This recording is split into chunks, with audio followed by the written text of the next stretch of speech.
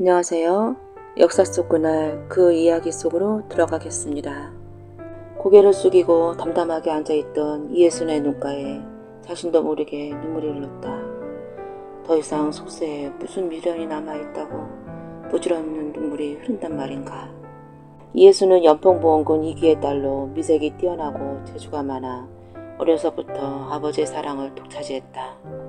그러나 남편 복이 바뀌었던지 일찍이 김자점의 아우 김자겸에게 시집을 갔으나 얼마 되지 않아 그만 청산가부가 되고 말았다.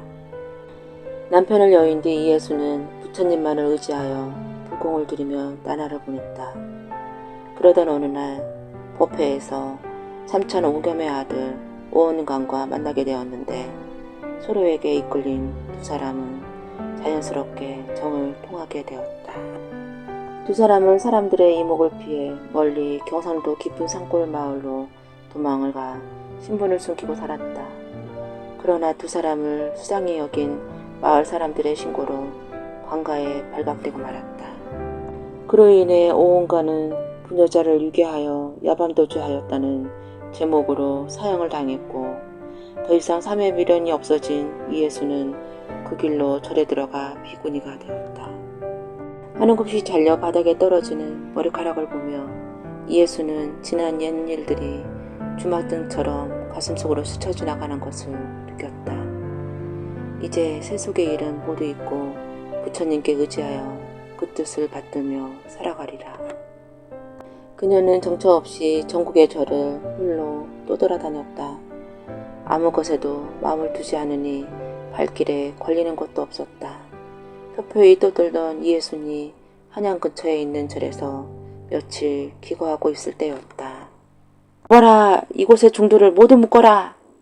저녁때가 다 되어 갈 무렵 난데없이 나타난 포도청의 사령이 포졸들에게 매섭게 명령을 내렸다. 아니, 무슨 일이오? 깜짝 놀란 주지가 포박을 하는 포졸들의 손길을 거칠게 뿌리치며 물었다. 그걸 몰라 물으시오. 이 절에서 부리는 노비 중 한 놈이 도둑질하다 잡혀왔어.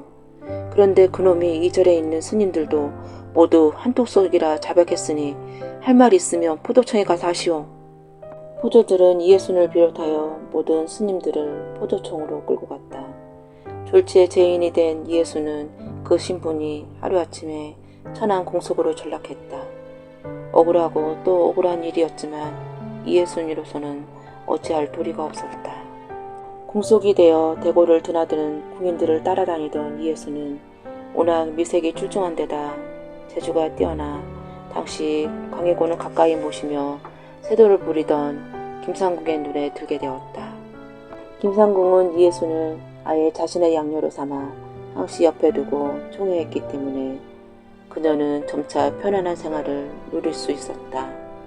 그 무렵 광해군의 횡포가 갈수록 심해져 급기야 조정의 종신들이 반정을 모해하기에 이르렀는데 이예순의 아버지 이귀 역시 그 가운데 한 사람이었다.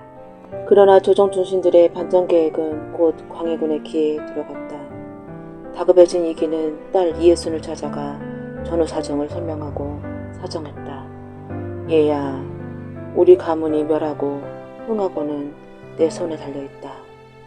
부디 김상궁에게 말 잘하여 이 일을 무마되도록 내가 힘을 써다오. 알겠느냐? 그 길로 이예순은 황급히 김상궁의 투수를 찾았다. 마마님, 이제 소인은 어찌하오리까? 그녀는 방으로 들어가자마자 김상궁 앞에 엎드려 흐느끼며 말했다. 아니, 어인 일이냐? 소녀의 아비가 억울한 누명을 쓰고 죽게 되었사옵니다. 이예순은 울면서 자신의 집안은 절대 반정을 도모할 집안이 아니며 이 모든 일이 주위 사람들의 모함이라고 항변했다. 어허, 못쏠 사람 같으니라고. 내가 전하께 잘 아랠 테니 그만 눈물을 그치도록 하거라. 설마 전하께서 아무 죄 없는 사람들을 다치게 하시겠느냐. 김상궁은 급히 어전으로 향했다. 어전에서는 이귀와 김자점을 비롯한 반정을 모의한 인물들이 광해군에게 상소를 올리고 있었다. 전하, 어찌 그런 일이 있을 수 있겠사옵니까? 소신들이 지금까지 편안하게 살 수 있었던 것은 오로지 전하의 화해 같은 은혜의 덕이옵니다. 하온데 지금 이런 오명을 쓰게 된 것은 모두가 신들의 불찰이오니 부디 소신들을 차명에 처해 주시옵소서. 전하. 이기는 애절하게 호소했지만 강해군의 눈초리는 여전히 의심으로 가득 차 있었다. 이때 김상궁이 조심스럽게 강해군에게 아뢰었다. 전하, 소인이 나설 자리는 아니오나 부디 중신들의 상소를 귀담아 들여옵소서. 아마도 이는 중신들을 시기하는 자들의 모함인 듯 하옵니다. 강해군은 평소 신임하던 김상궁이 나서 변호하자 이기를 비롯한 중신들의 말을 믿기로 하였다. 그러나 얼마 지나지 않아 이기와 김자점을 주축으로 한 반정 세력들은 또 한 번 위기를 맞게 되었다.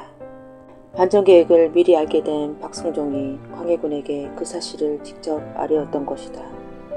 또다시 이기와 김자점의 행로가 바빠졌다.